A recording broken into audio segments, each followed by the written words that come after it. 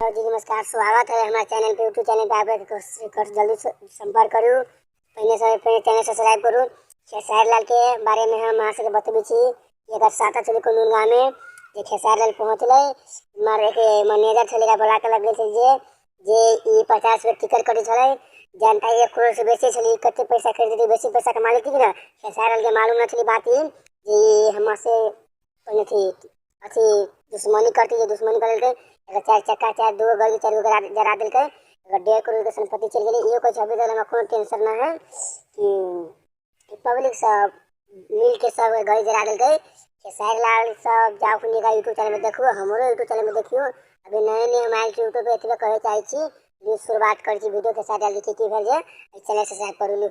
India तो है नहीं, ये बिहार तो है नहीं, यूपी तो है नहीं। अब प्रशासन बोल रहा है कि आप जा ही नहीं पाओगे, आपको नहीं जाने देंगे हम, क्योंकि वहां पे कोई व्यवस्था नहीं है। अगर आपको कुछ हो जाएगा तो भाई उसका जिम्मेदार हम पे आ जाएगा। जे प्रशासन, नेपाल की प्रशासन निकम्मा है और नेपाल की प्रशासन ने खेसारी लाल यादव को सुरक्षा नहीं दिया, तो हम अपने पे रिस्क नहीं लेंगे। इसलिए आप यहां से नहीं जा सकते। और मैं अभी वही कपड़ा पहन के बैठा हूं सुबह से, अभी खाना तक मैंने नहीं खाया कि कितने लोगों को प्रॉब्लम हुई होगी। मेरे जितने भी बंदे वहां थे, कोई ऐसा आदमी नहीं था जिसको चोट नहीं लगी है, सबको चोट लगी है। क्योंकि पब्लिक को कहीं ना कहीं खेसारी लाल यादव चाहिए था और मैं उसी के लिए आया भी था। इसमें मेरी कोई गलती, आयोजक ने एक शब्द अभी तक, जो मेन आयोजक हैं, अभी तक मिलने नहीं आया मेरे से। क्या नाम है भैया उनका? क्या नाम है उनका? श्रवण जी। श्रवण जी अभी तक मिलने तक नहीं आए। पूरा नाम क्या है उनका? किसका? श्रवण जी का? सरवण चौधरी है उसका नाम। श्रवण चौधरी। तो श्रवण चौधरी अभी तक मेरे से मिलने तक नहीं आए। हम लोग सारे लोग अभी तक खाना तक नहीं खाए। सुबह सब लोगों ने नाश्ता करके और कार्यक्रम के लिए जा रहे थे हम लोग। और जनता, अब जनता की नजर में ये चीजें लग रही है कि मैं आया नहीं। अभी आप देख ही रहे हैं ना कि यहाँ पे हैं, ये भी हैं हमारे प्रशासन, यहाँ के प्रशासन भी, हमारे एसपी साहब के जो हमारे प्रशासन के लोग हैं वो भी हैं। ऐसा नहीं है कि मैं गलत हूं। मैं किसी का काम लेता हूं तो मैं अपने जीवन में मैं 24 घंटा वर्क करने वाला इंसान हूं। लेकिन कहीं ना कहीं ये कार्यकर्ता लोगों ने जनता को भी बेवकूफ बनाया और मुझे भी बेवकूफ बनाया। आज कम से कम 1.5 करोड़ का नुकसान हुआ सिर्फ खेसारी लाल यादव के। 4 स्कॉर्पियो को जला दिया गया। इसमें दोष जनता को मैं कैसे दे सकता हूं? इसमें दोष तो इनका है। हमारे सारे इंस्ट्रूमेंट तोड़ दिए गए, हमारे लड़कियों को चोट पहुंची, तो इसमें दोष ना उन जनता का है और ना ही हमारा है देखा जाए, और ना ही यहाँ के प्रशासन का है, ना ही सरकार का है। जब सरकार आपको पहले कोविड की वजह से मना कर दिया तो ये कार्यक्रम आपको पहले ही रद्द कर देना चाहिए। जब 2 दिन पहले ही आपकी परमिशन रद्द की गई तो आपको पहले जनता को बता देना चाहिए कि कार्यक्रम, या मुझे ही बोलते कि भाई एक बार लाइव आकर बोल दीजिए ये कार्यक्रम कैंसिल हो गया। जैसे आप अभी कोविड तो नेपाल और इंडिया दोनों तरफ ही एक ओमिक्रॉन का जो एक संक्रमण है एकदम तीव्र रूप में आगे बढ़ रहा है। तो जैसे आप लोग का एग्रीमेंट हुआ उस समय आपने नहीं पूछा था कि मतलब इस ढंग का?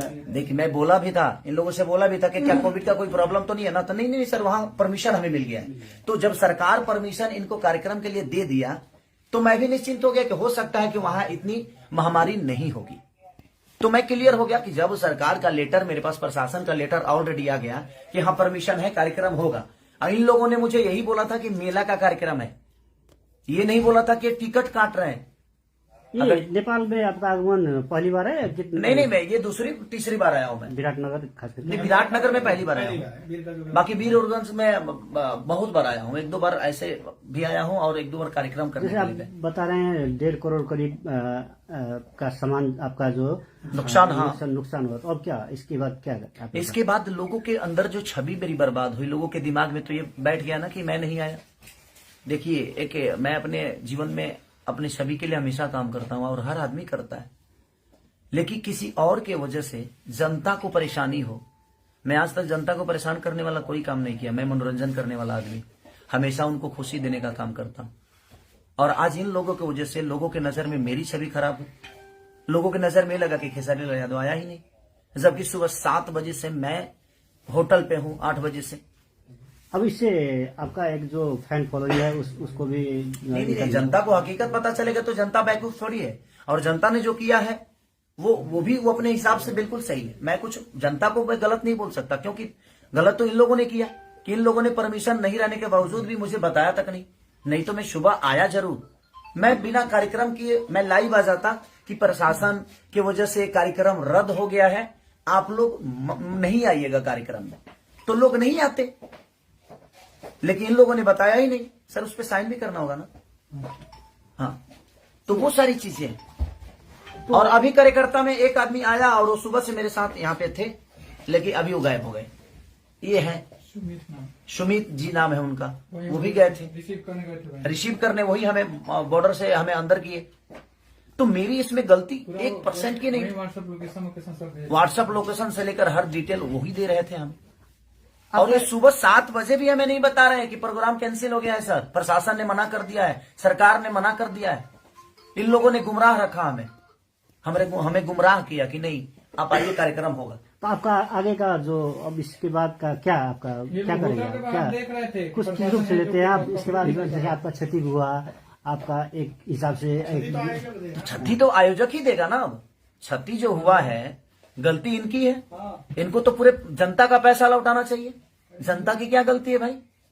वो तो अपने स्टार को देखने आ रही है, तो इनको पूरे जनता का, नेपाल के जनता के साथ इंसाफ करना चाहिए इनको, क्योंकि गलती इनकी है, इसमें गलती जनता नहीं है और ना ही खेसारी लाल यादव है और ना ही सरकार है, ना ही प्रशासन है। कि जब आपको मना कर दिया गया कि आप ये कार्यक्रम नहीं कर सकते, तो फिर आपने जबरदस्ती जनता को गुमराह क्यों किया, जनता को बेवकूफ क्यों बनाया?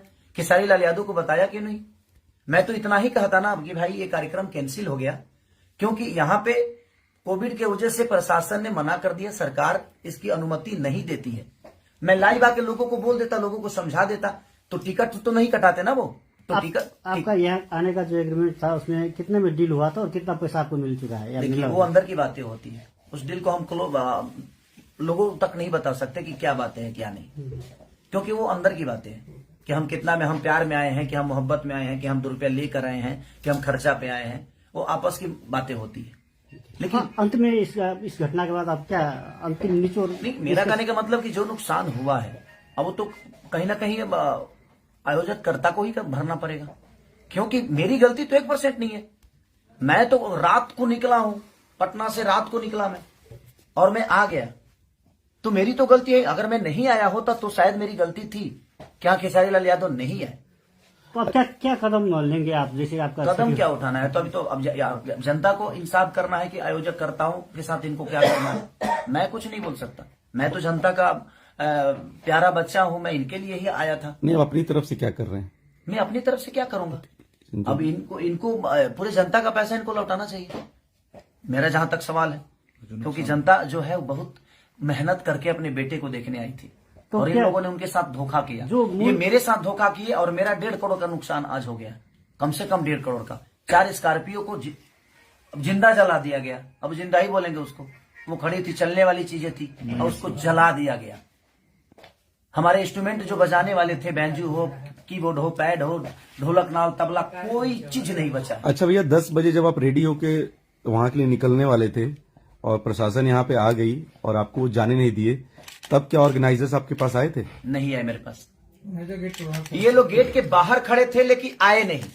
आप क्यों नहीं आए थे भाई साहब, ये बताएंगे आप प्लीज?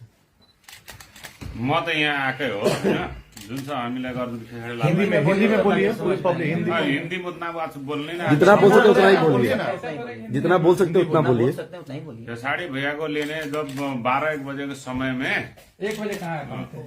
सुमित जी एकदम यहाँ 9:30 बजे आ गए थे, यहाँ से लेके गए बोलिए। नहीं, हम 12-1 बजे आए। हाँ ठीक है, आप खेसारी योग लेने जिससे हमारे चले गए थे। हाँ, जब यहाँ पे प्रशासन ने रोक रहा था, जाके उसको खेसारी भैया के लेकर जाएंगे, 10 मिनट भी थोड़ा प्रोग्राम दिखाना है बोल के यहाँ पे आए। और भी एसपी से बात हुआ, हमसे बड़ा जुनू क्या बोलता है, मेयर साहब ने बात किया कहाँ, फिर भी हम लोग का दे देगा कि जाने के लिए भी। जब करते करते कोई बस नहीं चला, तब तोड़फोड़ शुरू होने लग गया है। प्रमाण